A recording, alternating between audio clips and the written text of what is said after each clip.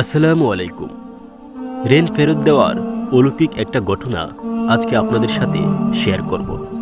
হযরত আবু হুরাইরা রাদিয়াল্লাহু তাআলা আনহু হতে বর্ণিত, তিনি বলেন, রাসূলুল্লাহ সাল্লাল্লাহু আলাইহি ওয়াসাল্লাম বলেছেন, বনী ইসরাইলের এক ব্যক্তি অপর এক ব্যক্তির নিকট থেকে 1000 দিনার ঋণ চাইল। তখন সে ঋণদাতা বলল, কয়েকজন সাক্ষী আনো, আমি তাদেরকে সাক্ষী রাখব। সে বলল, সাক্ষী হিসাবে আমার আল্লাহই যথেষ্ট।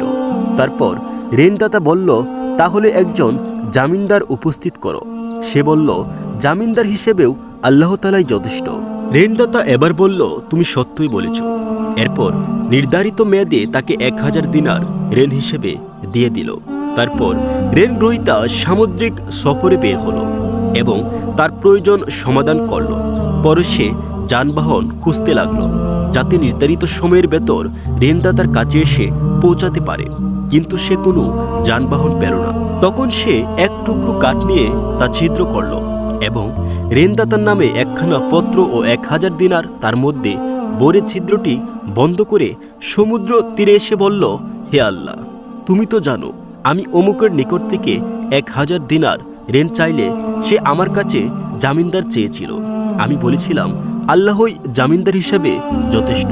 এতে সে রাজি হয়। তারপর সে আমার কাছে সাক্ষী চেয়েছিল।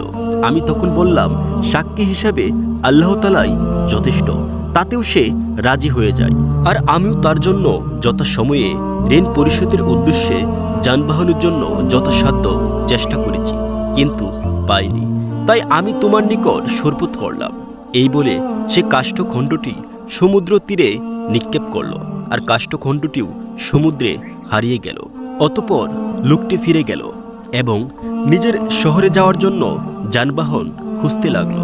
আর অন্যদিকে ঋণদাতা এই আশায় সমুদ্র তীরে গেল যে হয়তোবা ঋণ গ্রহীতা কোনো নৌজাহানে করে তার মাল নিয়ে এসেছে। হঠাৎ করেই তার দৃষ্টি কাষ্ঠখণ্ডটির উপর পড়ল, যার ভিতরে মাল ছিল। সে কাষ্ঠখণ্ডটি তার পরিবারের জ্বালানির জন্য বাড়ি নিয়ে গেল। যখন সে তা ছিঁড়ল, তখন সে মাল ও পত্রটি পেয়ে গেল।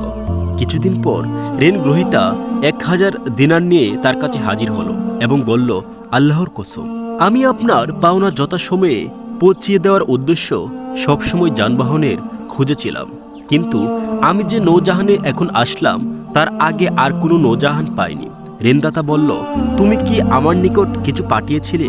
ঋণ গ্রহীতা বলল, আমি তো আপনাকে বললামই যে এর আগে আর কোনো নৌজাহান আমি পাইনি। সে বলল, তুমি কাঠের টুকরোর ভিতরে যা পাঠিয়েছিলে তা আল্লাহ তাআলা তোমার পক্ষ হতে আমাকে আদায় করে দিয়েছেন। তাই তুমি আনন্দ চিত্তে 1000 দিনার নিয়ে বাড়ি ফিরে যাও। সুবহানাল্লাহ।